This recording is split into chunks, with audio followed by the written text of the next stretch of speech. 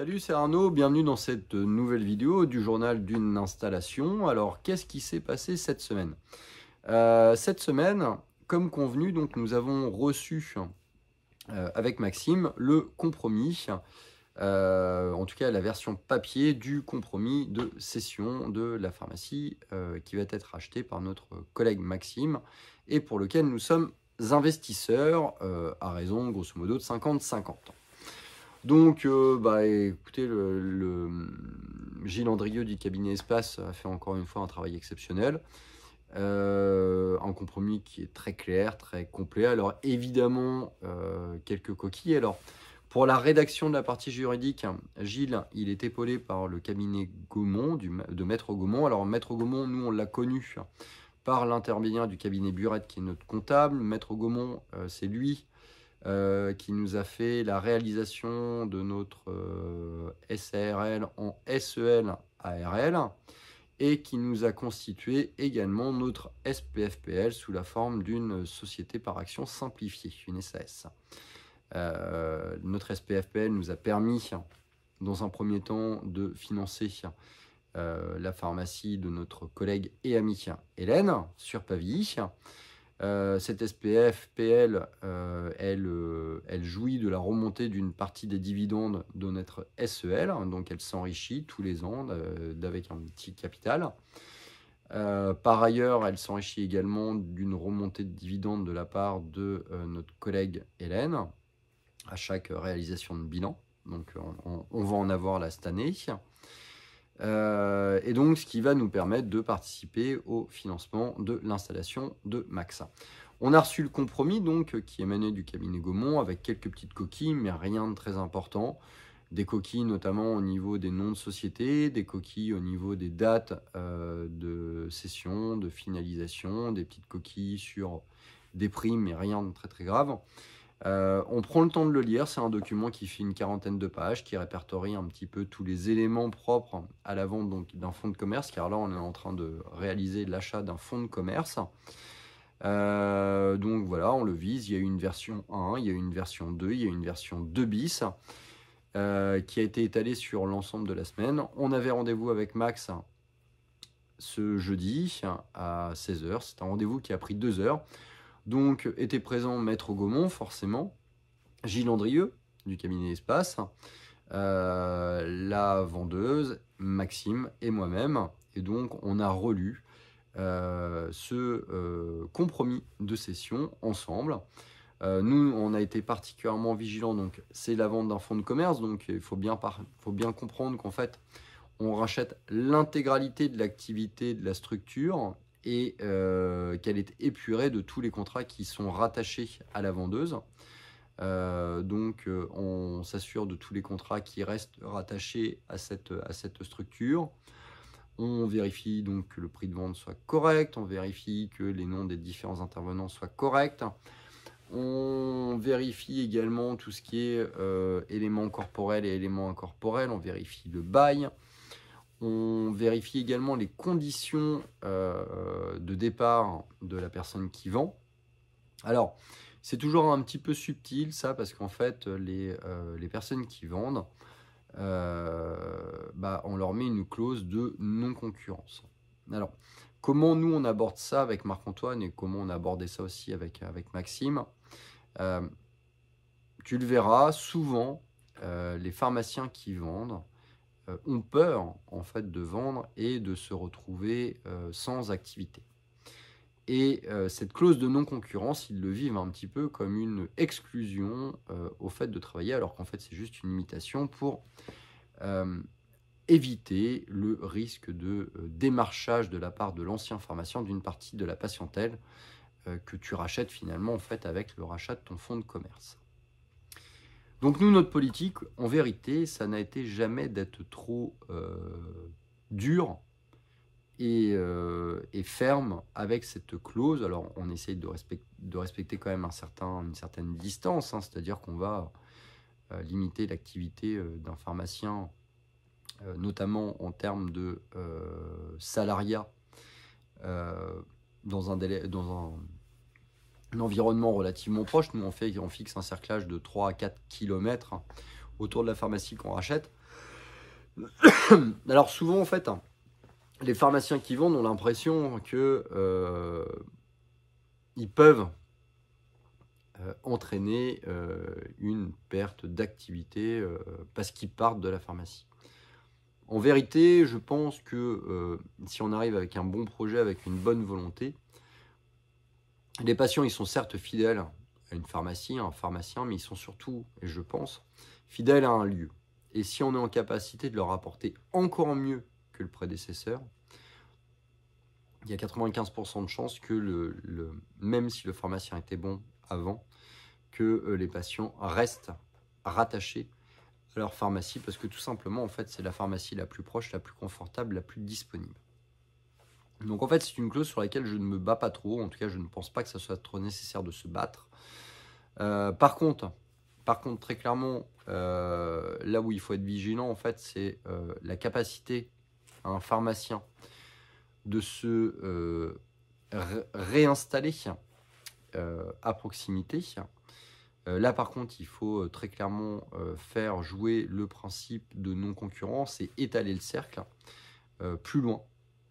Dans le sens où, en fait, nous, on part sur un investissement avec une immobilisation de trésorerie. Ça veut dire aussi qu'on va être un petit peu serré en termes de trésor.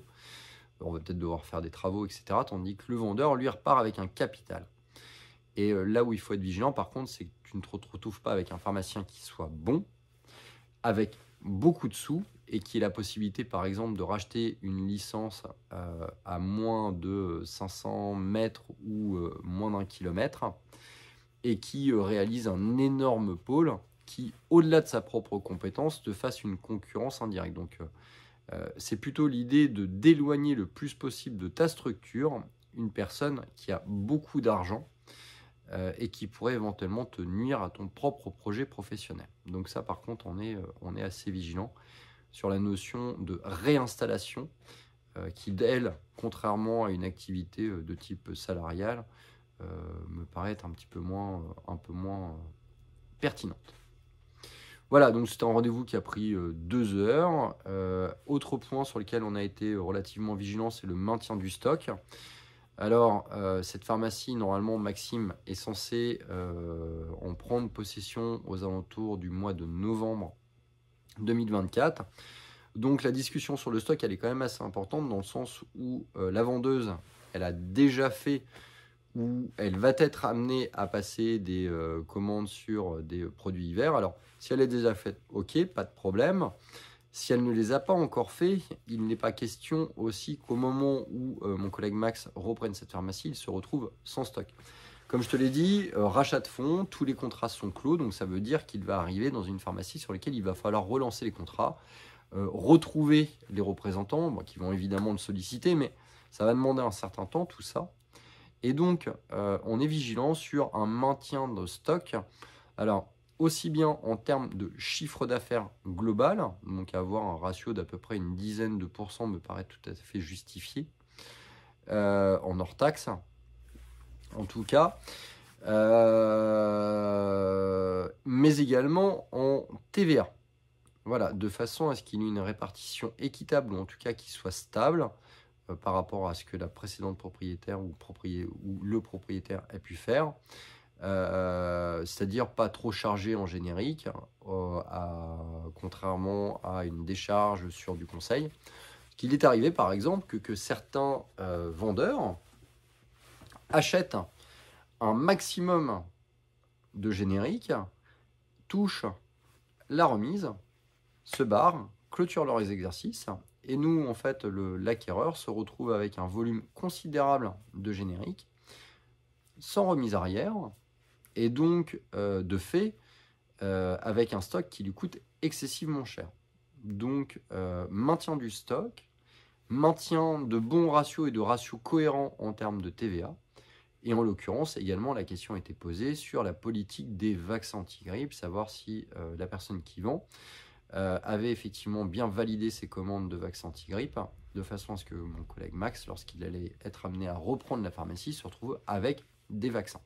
Alors l'avantage d'une installation avec association finalement, c'est que bien évidemment, si jamais Maxime se retrouve sans stock, il pourra largement piocher dans nos propres stocks de façon à pouvoir se reconstituer très rapidement un stock nécessaire et suffisant pour lui assurer, je dirais, une activité optimale au sein de sa pharmacie. Bref, lui donner un maximum de latéralité en termes de stock pour dire, bah voilà, j'ai du stock, c'est pas forcément ma priorité pour le moment.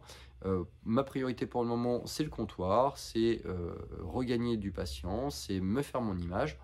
Et donc, j'ai l'avantage de ne pas avoir besoin de signer de contrat. Je peux profiter du stock de ma pharmacie partenaire pour réalimenter mon stock et finalement faire un focus comptoir dans les premiers mois. Donc voilà, ça c'est le gros avantage. Voilà à peu près comment ça se passe, hein, en compromis, donc 2 heures, analyse de tout ça, analyse du bail également, parce qu'il y a une reprise du bail forcément, bail 369 classique, analyse des différents éléments, notamment le maintien également de la masse salariale, ou en tout cas si jamais il y a un besoin d'embauche, établir très clairement qu'il doit y avoir discussion entre la personne qui vend et la personne qui achète, de façon à ce qu'il n'y ait pas d'embauche ou de débauche sans aval du futur propriétaire. Et puis voilà quoi, donc la masse, du moins la partie administrative, la partie stock, la partie locaux, on va dire, et la partie également personnelle sont abordées dans une session de fonds de commerce. Tout ça, ça a été signé. Maintenant, l'autre étape, et ça va commencer dès la semaine prochaine, c'est le rendez-vous avec les différentes banques. Gilles Andrieux a été super rapide dans le sens où il a déjà pris des rendez-vous jeudi prochain avec 2 banques. De mon côté, dès demain, je vais téléphoner également à 2 autres interlocuteurs bancaires pour fixer des rendez-vous. Alors à l'idéal, j'aimerais bien les faire également semaine prochaine, mais on verra, ça c'est pas sûr. 2 rendez-vous bancaires donc. Gilles Andrieux doit nous communiquer l'ensemble du dossier bancaire. Pour ma part, je lui ai mis à disposition l'accès à un lien Dropbox qui est un fichier de partage sur lequel on a réuni l'ensemble des documents qui nous avaient été demandés par notre prestataire bancaire, la BNP. Donc comme ça va lui permettre d'alimenter également son propre dossier bancaire et donc de le constituer au maximum. Et puis zou. Du coup, on a été également vigilant, et ça j'ai oublié de te le dire, vigilant sur la date de levée des conditions suspensives. Initialement, elle était prévue au 10 août. Bon, voilà, là on est le 10 juillet. Moi, un mois, c'est ce que j'ai dit, ça va être tendos, surtout si on doit négocier avec 4 banques, si jamais on veut essayer de négocier au mieux les taux d'intérêt et les conditions. Donc du coup, ça a été reporté au 10 septembre et c'est très bien. Avec ensuite une validation par le Conseil de l'Ordre des pharmaciens au 10 octobre. Et je pense que du coup, entre le 10 octobre et début novembre, il va y avoir l'inventaire qui va être réalisé par un inventoriste selon les normes ANIP. Et puis voilà. Mais bon. Bref, semaine prochaine, encore une grosse semaine. Donc, prochaine vidéo du journal d'une installation, ça sera la semaine prochaine avec finalement un retour des banques et savoir un petit peu comment ça s'est passé. Peut-être que Max sera présent pour cette prochaine vidéo pour t'expliquer comment s'est passé ces premiers rendez-vous avec les banques. Et puis moi, sur les 2 items, sur les 2 banques que je vais me mettre en relation, si jamais on a des rendez-vous la semaine prochaine, je t'en parlerai dans la prochaine vidéo.